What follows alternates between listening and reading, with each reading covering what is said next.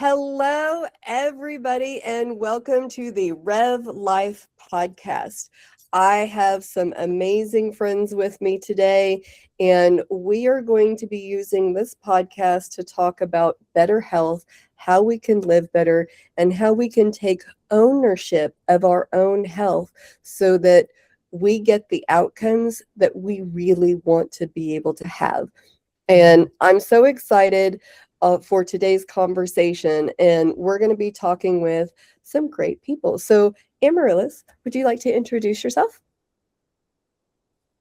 Thank you, Maggie, for that mini introduction so I can have the opportunity to introduce myself. My name is Amarilys Lopez, for those who don't know me yet. Super excited to be part of this incredible Rev Life podcast. So, who am I? So, I am someone that is super passionate about helping others live fully active. And for those who you don't know, I struggle with weight loss, and I was stuck in the cycle of losing the same 20 pounds over and over again. Has anybody resonated with that, of being stuck in that? Have you ever known someone like that? So, with that said, I finally broke free, and now I'm helping others, guiding them to break free and have the freedom to live fully active. So that's basically what I do, just guide people in that journey. Thank you. Back to you. Oh, now I get to introduce Lavern. Hello, great rising, everyone. And thank you, Amarilys. It's a pleasure to be here this morning. I am Lavern Dennis from Your Turning Point in Wellness. I work with boomers to help them to make simple, sustainable changes in their diet and lifestyle to live the fulfilled life that they aspire. And that started from a journey of me overcoming chronic asthmatic attacks. But I'm sure you'll learn more about me later on. So let's dive in. And I am Maggie Tamez. I am a Harvard-trained nutritional planner and a former chef, and I focus on helping diabetics who are struggling with controlling their A1C and what to eat and how to support their changing lifestyle and how to make those changes. And today we're going to be talking about to fast or not to fast. And I think this is a very interesting topic because there's a lot of different information that's out there. There's a lot of different influencers who give recommendations out. And I think sometimes it could be really hard for people to decide whether or not that this is something that is good for them, will work for them. And this is not a medical recommendation. We are talking from our own experiences, our own research.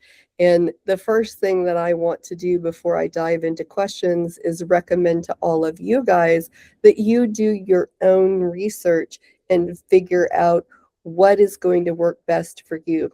Because this podcast is all about you having complete ownership of your own health and its outcomes, and relying on other people to give you 100% of the information that you need from one source isn't what I would recommend. So I really want to start with asking a question.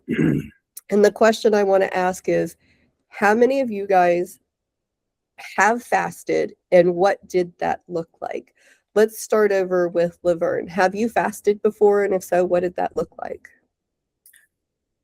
Thank you very much, Maggie, for that question. I have fasted many times. There's different types of fasting that I've done. The one that I'm doing at the moment is intermittent fasting or time restricting fasting, whereby I'm allowing my body to cease from food for at least 15 hours, which means for me, I have my last meal at 6:30 the latest. And then I resume eating again about 10:30 in the morning. So it's a little bit more than 15 hours, but most of the times it's 15 hours. And How I have well, done that. Go ahead. Have you done any other types of fasting, or is that the primary one that you've done? I have done other types of fasting. I've done a 3-day water fast, more like liquid herbal teas and all that, those type of things. That was done years ago. I was not a fan, simply because for me, I want to get into that in a little bit, but before we dive into like some of the pros and cons of some of these things, which is I think where a lot of the conversation will be, I'd love to hear from you, Amarilys. yes. What have you done as far as fasting, and then I'll kind of share my experiences as well. Thank you for the opportunity. So before I dive into that, and I'm super excited about this topic, there's a perspective that sometimes people think that fasting is starving yourself, right? So I do want to quickly address that part, that it's not. So probably we're going to dive into that. But I just wanted to throw that in there, that it's not. And some of the methods or techniques that I have used for fasting, I've done intermittent fasting as well, and I have done longer fasting as well. The longest I have done for at the moment was 6 days. Yes. Awesome. So I have also done intermittent fasting, and I practice intermittent fasting at this point in time. And then I have done longer fasts. I have never done a 6-day fast. I think my longest has been 3 days, like Lavern. I did a 3-day fast. And so we've all done a couple of different things. I do want to get into what each one of them is and kind of what that means.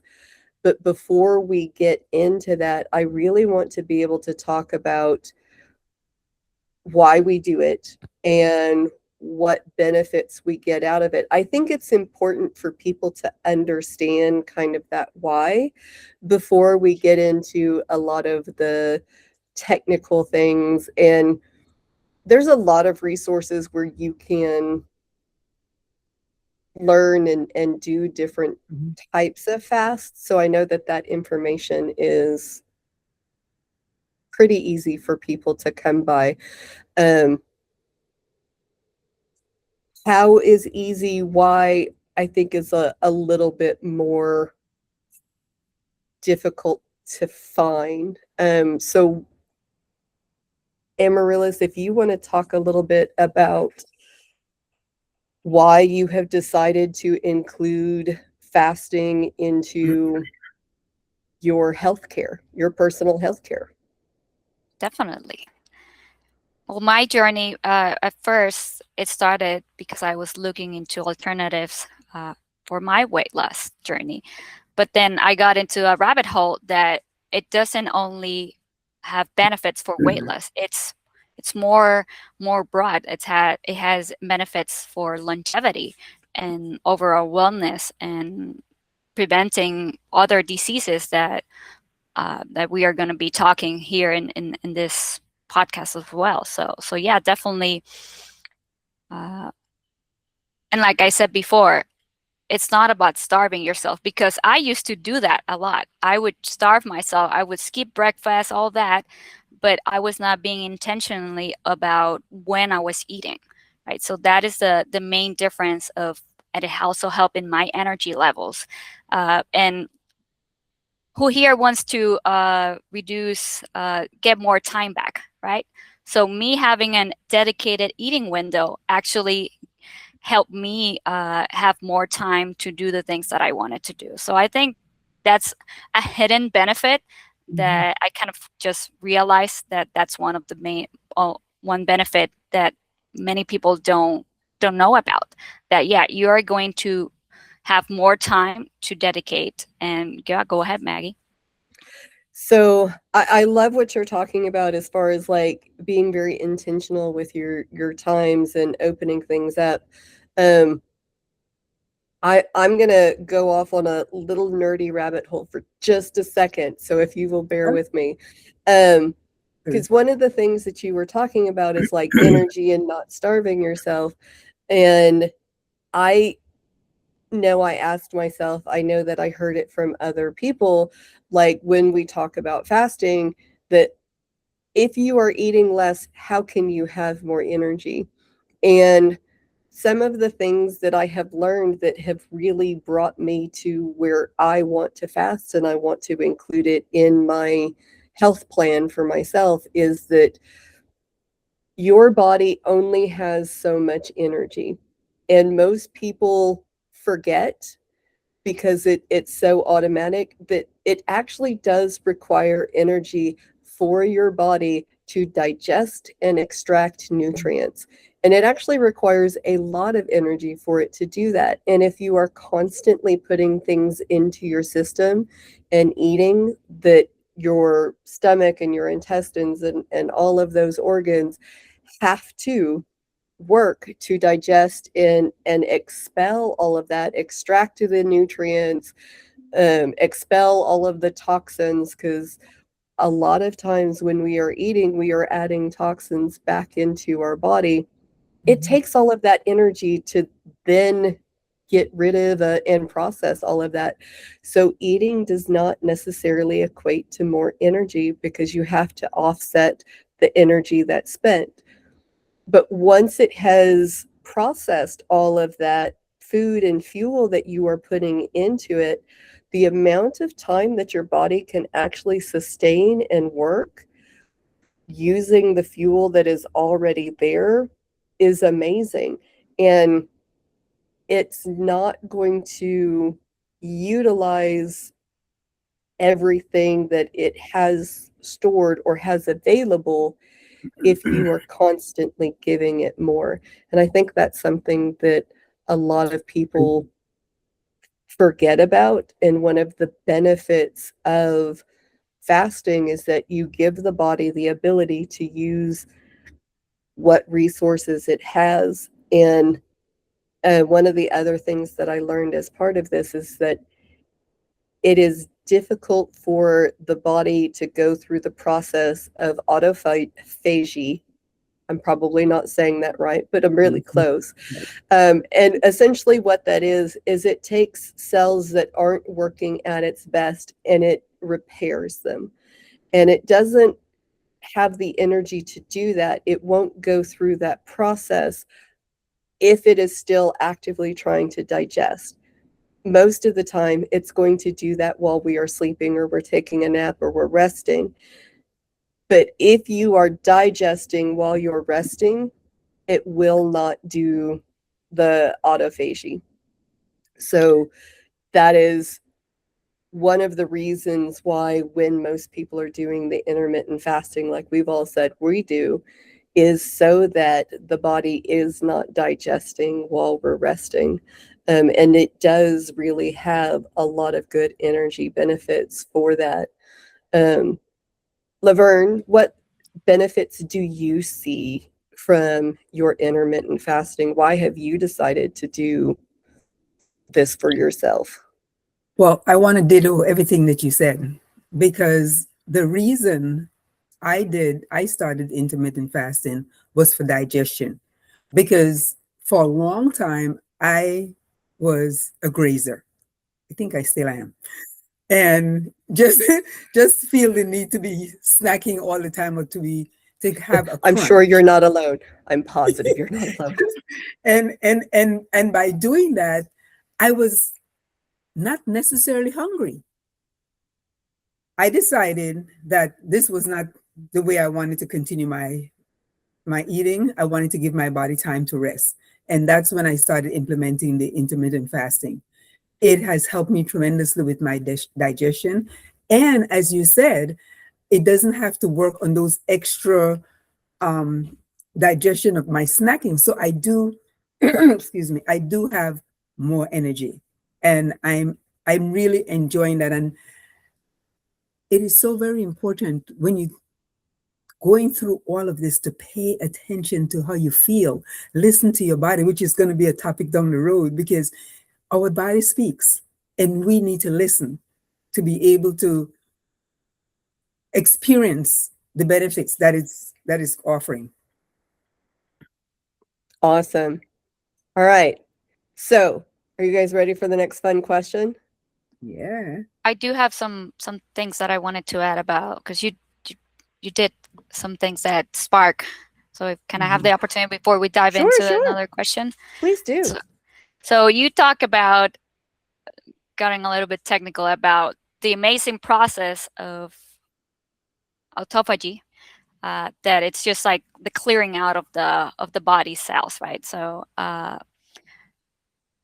it's interesting because that's like a process that the body does by itself. And the other thing that you said was about how the energy in our bodies, and fasting, it's all about how the body uses that energy. And then when you're overweight, you really have a lot of stored energy, and it shows in your stomach, it starts right in your thighs. All of that is just ready. Shows up in your cheeks. Yeah, exactly. It's just waiting for it to be consumed. And then when you're actively all the time consuming food, then your body is not able to, because it will prioritize that food, right? It needs to digest that food. But when you give your body the opportunity to actually, hey, we're not gonna we're not gonna die, right? They're still stored. That's like, for example, like bears, right? They go into hibernation. They eat a lot. They bulk up. They get fat, right? And then that's how they're able to. They do fasting while they're sleeping, right? Because that's the caveat with fasting. Fasting also includes the time when you're sleeping. So if you don't know about that, right? We think what Lavern said before, 15 hours, right, of fasting. It's like, wow, that's a lot of time. But sleeping, while you're sleeping, that counts as the time that you're fasting. So yes, back absolutely. to you, Maggie. So my question was, what do you not like about fasting, and what has been maybe a bad experience that you've had through different practices? And Lavern, I'm going to jump over to you again, because you had started down this path when you were talking about having done the 3-day water fast, and you decided that wasn't for you. So talk a little bit about that. First, I want to say, listen to your body, because when I started that water fast, I was following someone else, and everybody's bodies is unique. You cannot. Oh, it's difficult to follow someone else's protocol when that's not how your body functions. I started doing this water fast. I was told it was 3 days, and I immediately started getting dizzy spells, and I was told it's going to go away. The dizzy spells did not go away. I started getting headaches, and I, of myself, decided to break free from the group and chose not to continue because I did not like the way I was feeling. No, I was told that it's a control thing. It's not a control thing. I feel like I was listening to my body. But definitely, when you're doing these different fasting, a couple things need to be done. If you're going to be doing a 3-day fast, you can't just up and say, I'm going to do a fast. You've got to ease yourself into it. It's not like I just had a big steak and potato and all this other stuff dinner, and then tomorrow I'm going to fast. It does not work like that. You've got to allow the body time to move through the process. It's the preparation stage, whereby you start eliminating certain things from the diet, and that stage, sometimes depending on what type of fasting you're doing, is a couple days. So And there's when you start elimination eating stage, again too, right? and it's just It about to goes say, and both then ways. is the reintroduction is another phase. So it's a process. And I want to go more into that in just a moment, but I want to have the opportunity to kind of go through like what you don't like about fasting and what are some of the experiences. So with yours, Lavern, you had headaches, you had dizziness, and so you then decided to end that. How far into that 3 days did you go before you ended that? 2 days. 2 days? And that's all normal. I just chose The not second to is the continue. hardest. I just And chose not to continue. And it is. I mean, these are normal things that happen. Mhm. And they are reflections of different stages that your body Yes. kind of goes through. Um, so I have a little bit to share, but Amarilys, before I share, do you have a bad experience or what you don't like about fasting that you want to share? I do. And I agree with what Laverne said about, no, yeah, you do get headaches. But yeah, like I said, second day is the hardest. So maybe we can have a conversation about that if you're willing to. But I want to give a spin on that about the social gatherings. Because this is something that I don't like. I've been trying to get better at it because, right, for example, if you are going out with dinner with friends and families and then you're not in your eating window, then what happens, right? You can feel alone, you feel left out. So I have right now, I have come to a realization of how I can work that in. So that's not something that I necessarily love about that, right? That it does, you got to compromise sometimes. But for example, when I went with my visit my parents, they were fasting. They did an intermittent fasting, and they were opposite of me. Right? When I was eating, they were not, and vice versa. But we Mm. were still be able to meet a middle ground. And obviously, I go out with people that don't do any fasting. But Mhm. yeah, that will be a perspective, an idea, a thought about something that I don't necessarily love about fasting, right? That it Mhm. does get some extra planning or consideration that, yeah, you might go out and maybe you're not eating and you shouldn't feel bad about it, right?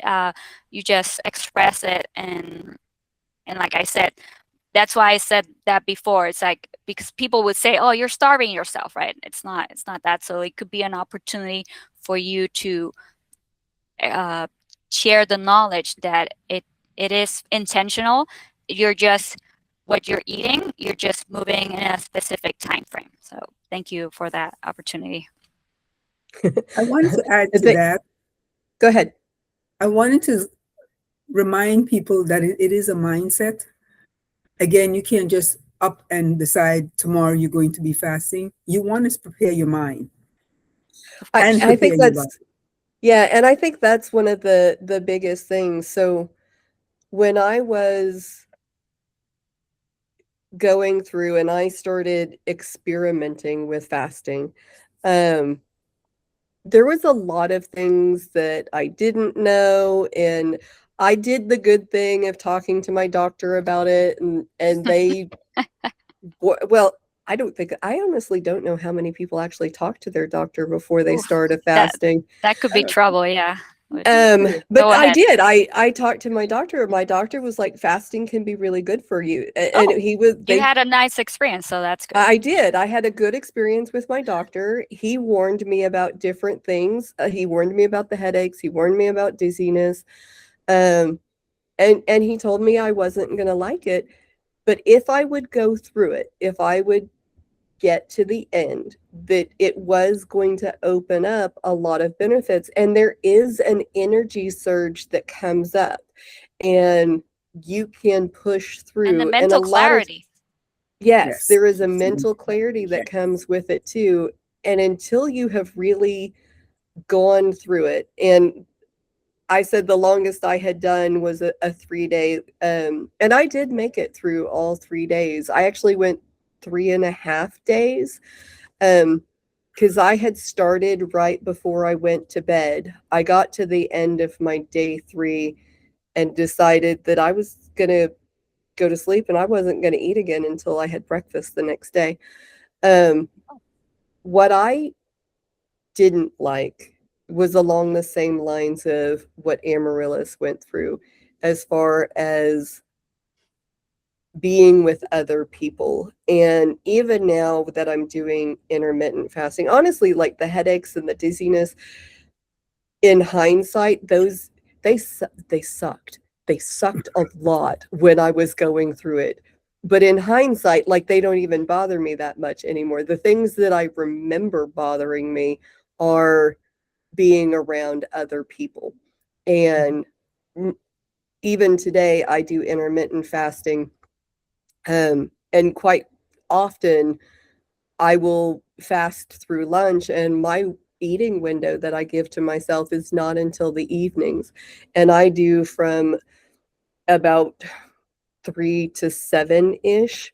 And so I have a rather short window that I eat in, and then a longer window where I don't. But I'm a business and I do entrepreneur, and I like going to networking events, and I like going to, I don't know why it is, but it's always lunches. It's ladies at lunch and different women organizations and these kind of things. And I'm never in my eating window on any of these business lunches. And so I'm always like, I'm fasting. And, I can say it with a smile, but like, the responses that I get back, some people are like, oh, that's awesome. And some people are like, really? And I'm like, yeah. And staying intentional in those moments, I think, is really the hardest thing, when other people are like, well, I'm going to have your cake for you then, or, whatever that is. And I'm like, okay. Oh And no, it's I'll hard. take it with me. What do you mean? No, I'll take it with me to go. But it can be really hard to stay in that right mindset when everybody around you is eating and enjoying, or you're at like this social function where you're supposed to be networking and finding the people who, resonate with you. And I want to kind of call out on that, because it's not fun to be different in the moment, but you will find people who understand and appreciate what you are doing. And I think that is like this double-edged sword kind of a thing, where it kind of sucks in the moment, but there are some benefits that come out of it that we don't necessarily see. And I think that's true for all of these things. The dizziness and the headaches, and there was a lot of brain fog that set in initially when I started fasting, or if I'm doing a longer fast. I think that brain fog really is your body's way of just telling you that it is cleansing things out. I like to think of it as all of my zombie brain cells like lining up to exit. And like, it might be clogged up right Great now, but I visual. know that they are on their way out. And when I can think about it like that, I always think about autophagy as zombies. And they are, because I really am a sci-fi nerd. Well, there is Yes. specific zombie cells. Yeah, well, Yes. there are. Zombie cells are a real thing. These are cells that are malfunctioning and not following their normal things. And these are part of what the body cleans out Mhm. in that autophagy. And so giving them the time and opportunity to do that is a really good thing. So I kind of want to go next into what are like your best tips. And if it's okay, I'm going to go ahead and start this one because my favorite thing, and we've touched on it, but I want to be very specific and intentional about it. Hydration.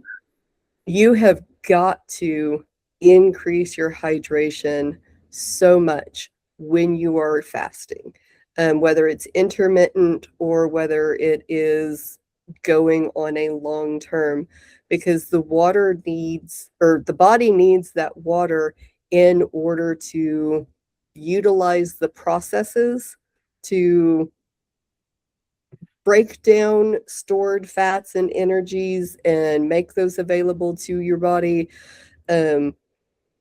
There's a lot of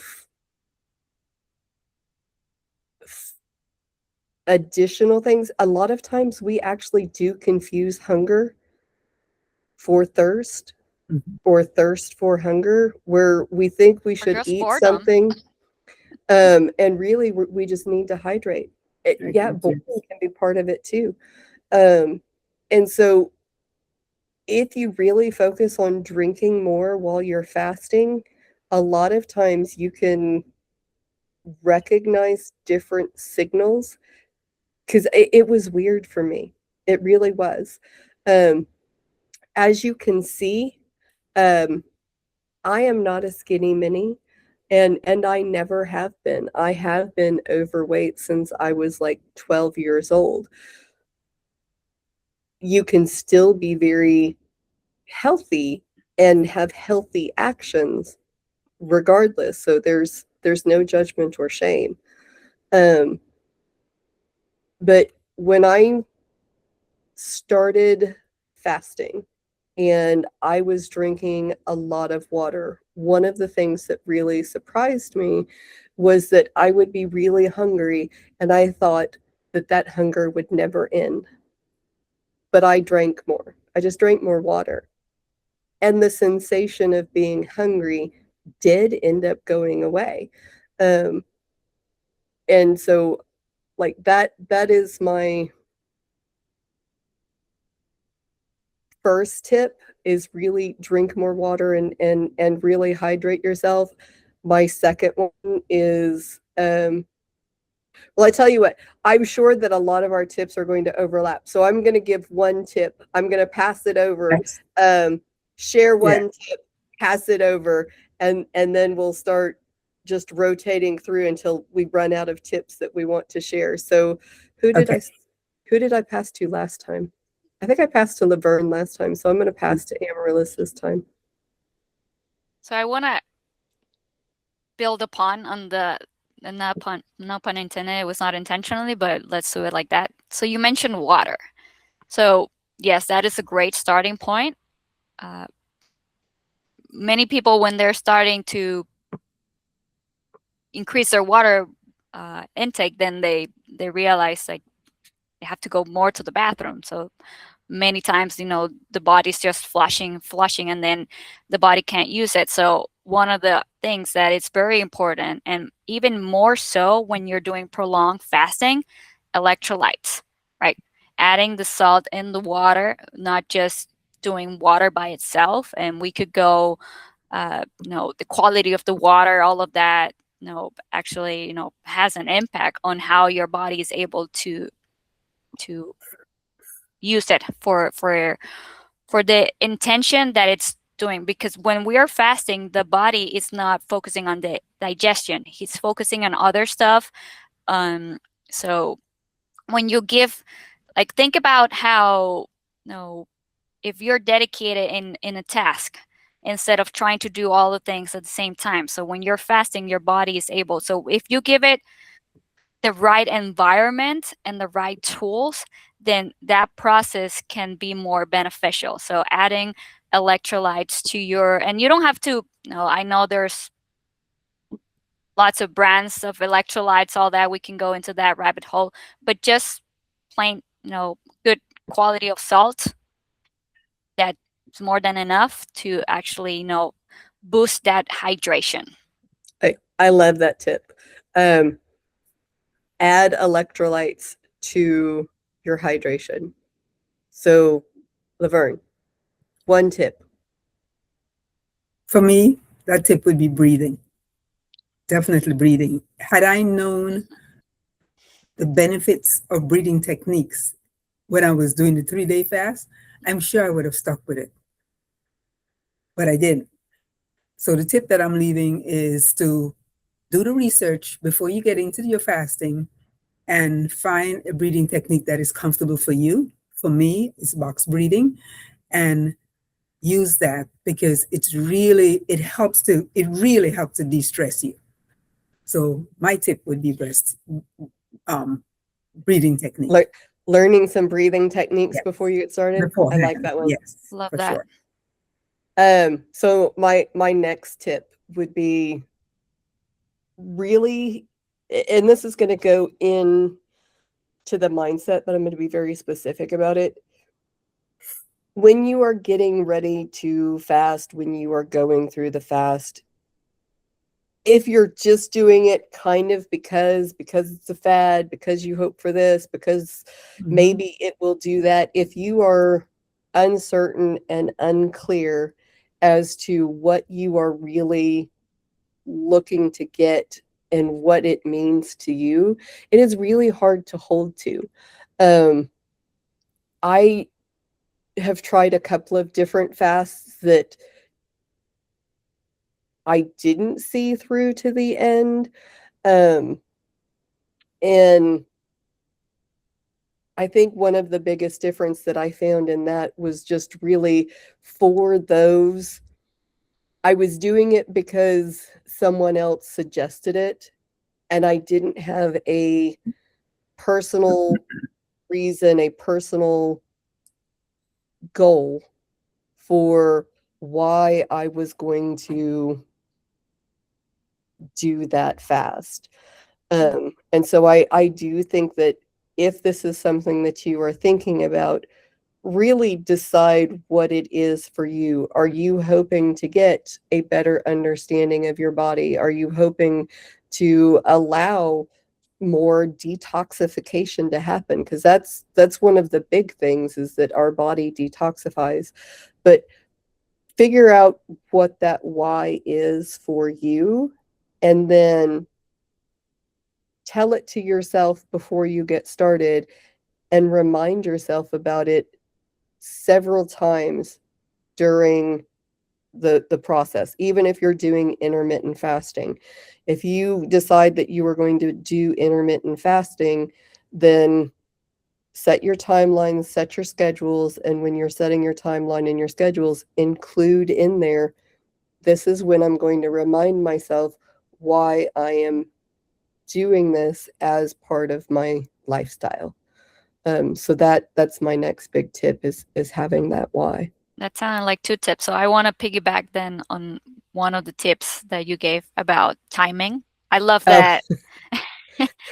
I love that part of, right, why. And I have on my background, you might not see it, but in the other recording I'm doing for myself, for my business, remember why you started, right? So if we can remember always, like going back to what I said about the socials, right? When you, or a networking event, if you find yourself feeling bad, right?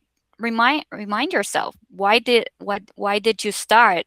Because that will help you. It's like, hey, I'm not just doing this just because. I'm doing this because I want to have better health. I want to lose weight. I want to have more energy. I want to reduce diseases that could come down the road, right? So my tip would be, and that was like a reaction. That's not actually my tip, but the tip would be to plan ahead your timing, right? When you're going to eat. That's very important, because if you don't, it's going to be very hard to actually do it, right? Because you gotta say, okay, yeah, what is it that I'm going to eat? And meal planning, for me, it's it's been a game changer for me to See, I actually. feel like you're going into another tip there. So Okay. let's Okay, planning. talk. Let's look at planning. Okay, planning. Yeah. So, plan your timing, plan Yes. your when you are setting yourself up, what your window Okay, the is going to tip be and would all be of to those. add your eating window in your calendar. That's my tip. Very simple Okay. and specific. I like it. I like it. Another very important tip for me that worked was making sure I was getting enough rest. Because if I didn't get enough rest, and in all things really, but when you're fasting, your body needs the time to do the work, as Maggie had explained earlier. So if you're not getting enough rest, the next day will be ugly. I mean, literally ugly. I mean, you don't want to be fasting and having an attitude with people. They don't know what you're doing. They don't care. So here you are walking around because you haven't gotten enough rest and you are with the biggest attitude, and people Cranky. they're reading you. So cranky. So I just want to say, be sure to get enough rest. And I'm saying all this, folks, because I've been there. I did it. I get it. was I love told that tip. Nobody needs to know what you're doing. Just do it and, be I successful with it. see.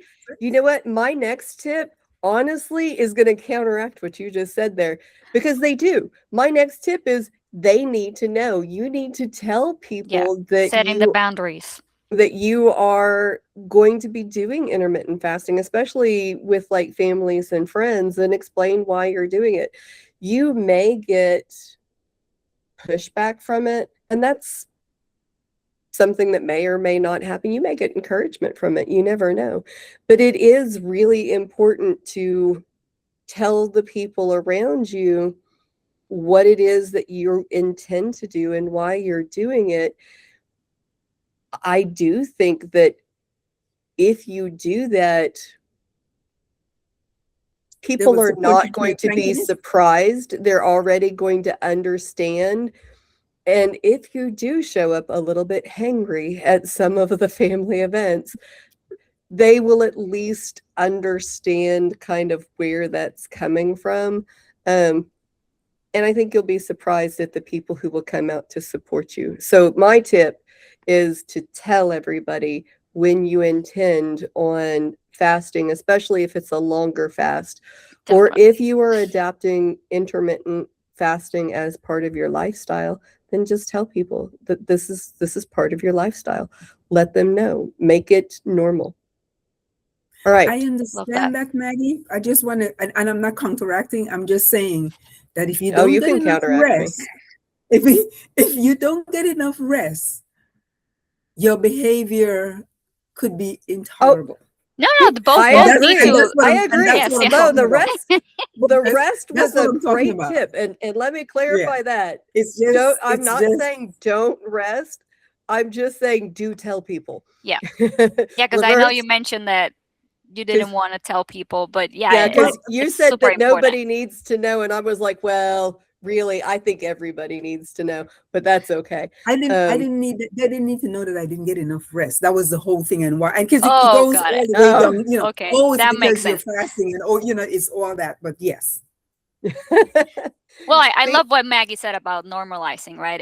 Because this is something like it's gotten like more popular, but this is something that's been for centuries, right? Yeah, I was actually going to say, so historical reenactment and research is actually one of my hobbies. I go to Renaissance fairs and all kinds of things, but for the longest time, up until the late 1700s, early 1800s, the common way that we survived as human beings was really on about one meal a day. 3 meals a day is a new invention, and I'm not entirely sure if it's really better for us than what we used to do. And I think science is learning a lot of different things that really is going into that.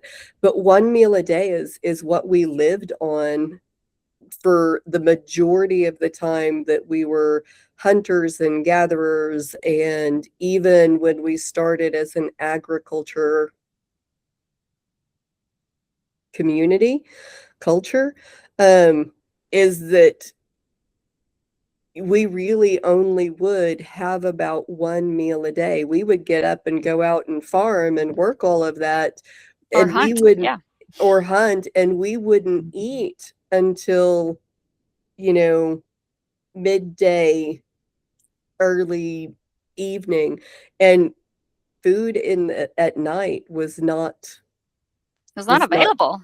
yeah, it was not something that we did. It just really wasn't. And so like that is we think that's normal. Mm-hmm. But is it really?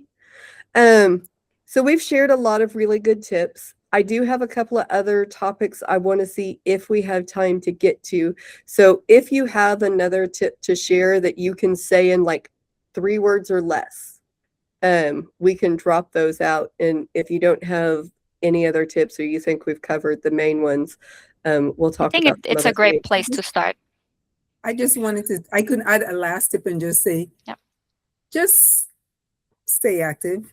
It doesn't, because you're fasting doesn't mean that you should be sedentary. And you I like that, yeah. And you also explain that in our ancestors being hunters and gatherers. Yeah. I love that. It's life. It's life. Keep moving. Well, there's actually a lot of benefits to actually, exercising or moving while you're fasted, right? Yes. Yeah, sure. And there is a stress resilience. Those words I know are counterintuitive to go together, but honestly, they work together really well. When you put body under stress, your muscles, your lungs, all of these things, for short periods of time, and then give it like the rest to repair itself and whatnot, you become stronger. There's this whole mitochondria and hormonal thing, and that's where I want to dive into next, is like, where does this affect hormones? And hormones really affect our emotions, and our emotions really affect our behavior. It is a cascading kind of thing. So the sciencey thing is that there are mitochondria inside of our bodies, and the mitochondria have a huge effect on what chemicals get released and what chemicals do not get released in how our body works. And in that stress resilience that I started talking about, it comes down to your mitochondria need fuel. They need oxygen, they need H2O, they need water, and then they need TPA, I think is the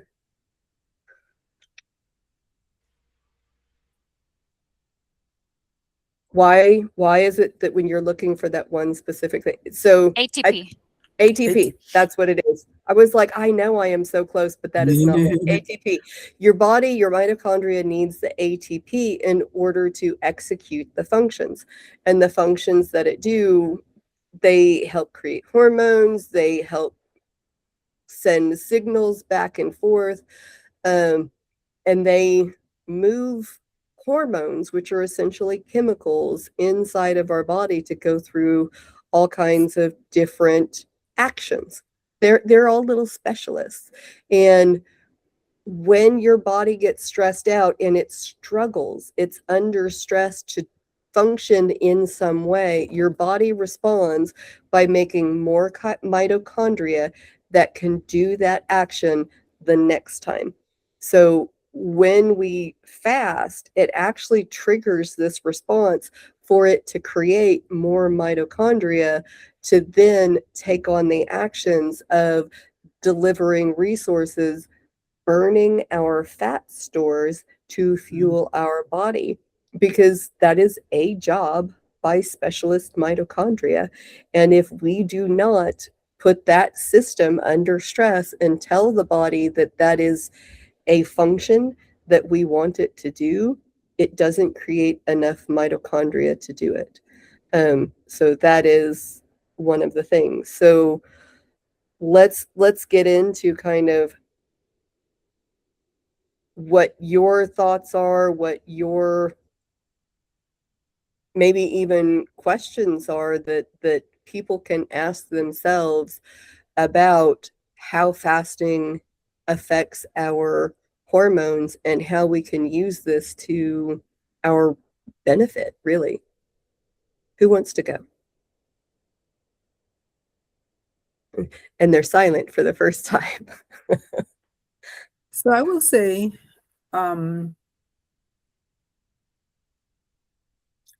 fasting is put stress on the body. I'm dittoing some of what you said. And we do know that it is manageable. The thing is, we don't want to put this chronic stress on the body. If it's something, and that's why I felt like the need to stop when I was doing my 3 days. I felt like my body was being stressed out. So again, I will stress how important it is to listen to your body in doing this type of activity, because if you're stressing out the body, it's counterproductive. It is not beneficial. The sleep, it's giving it, it's almost like a burnout, and it's being counterproductive. We want to make sure that whatever it is that we're doing is beneficial, and that it's not going in the opposite direction, so to speak. You don't want to come out of a fast feeling worse than you went in. You're supposed to come out feeling energized and revitalized and all that good stuff. So I want to ask a question, and then I want to get some kind of clarification in there. So there are different lengths of time that you can go in and you can fast, and there is a lot of you can feel worse before you feel better. And then at some point in time, it just gets worse, right? And this is why I do feel like it is a really good idea to talk to your doctor before you start fasting. And I feel like it's a good idea to keep in contact with your doctor, especially if you are doing a prolonged fasting or if you are doing a continuous intermittent fasting. And I do think that a lot of that has to do with what you are fueling your body with. And so my question for you is, when you're going through and you're talking about making sure that you don't feel worse after a fast, tell me a little bit more about what you mean by that. I'm going back to the preparation. I feel that the preparation is so vital, because if you did the research, you have the meals plan, you have, you're doing the things to rest in the nighttime. I feel like the outcome is going to be different. No, in life things happens, but I truly believe that preparation and research in something like fasting. I don't think something like fasting should be something that you just up and do, or my girlfriend is doing it, so I'm going to do it. I really believe that you have to prepare yourself and listen to your body, because your body might not be ready for a fast. Now, I said that and I chuckled to myself simply because people that are going through severe illnesses. That's some of the alternative practitioners. They say maybe they need to fast. So, I'm not there yet. I don't quite understand that, but it happens. Well, so I'm going to throw this thought out there. Even if you're not ready, even if you're thinking about it, I think there is always something to be learned and better understanding for trying a fast, even if you haven't done a lot, because when you are trying something, you are going to learn things in that moment. So do listen to your body. But I do think that there are positives and negatives. You can learn a lot. And as long as your mind is open, even if you do things the wrong way, even if you do things imperfectly, you can still get benefits out of it. And a lot of that, I think, comes from mindset. Amarilys, I saw you had something that you wanted to chime in on. Yes, I do. So, and I think with everything in life, right, when we're starting something that we are unfamiliar, something new, it is going to be a rocky process, right? We're just learning, and yes, We're we always can do bad when the we get started. exactly. We do. I strongly encourage doing the research, the planning. But for example, let's think about this, right? If you wanted to, like I said, I did this 6-day fasting. Was that the first thing I did? No, right? So you have to, with everything you do in life, you got to start small and then increase, right? That's why, for example, just start thinking, right?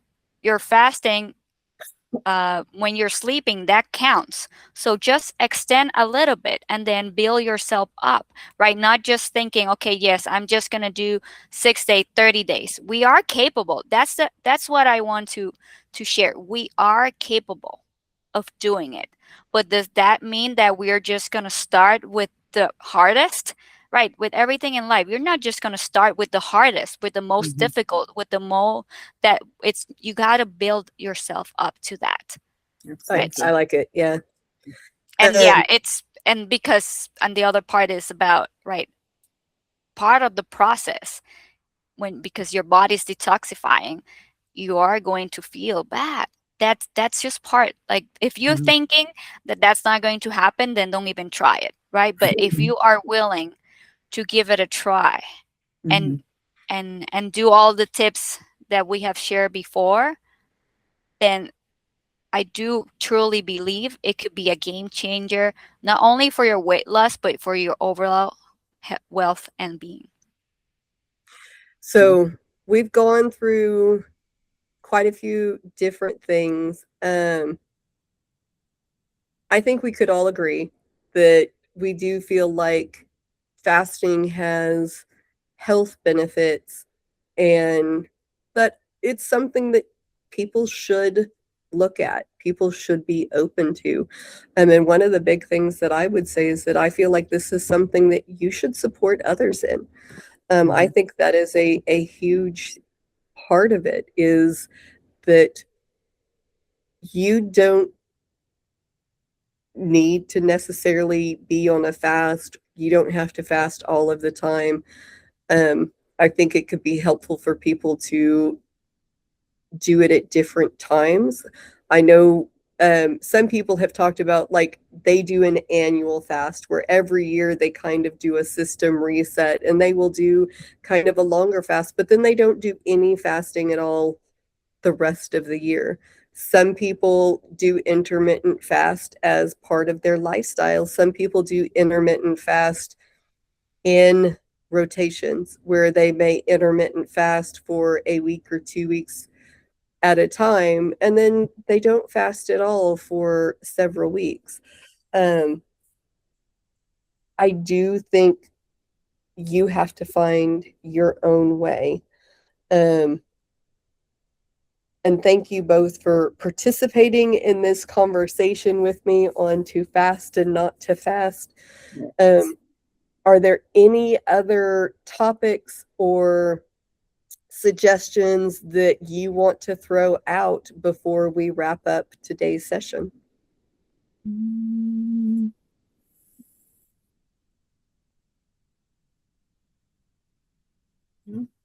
All right. So with that, if you guys are watching this podcast, it's going to be going out on our YouTube channel.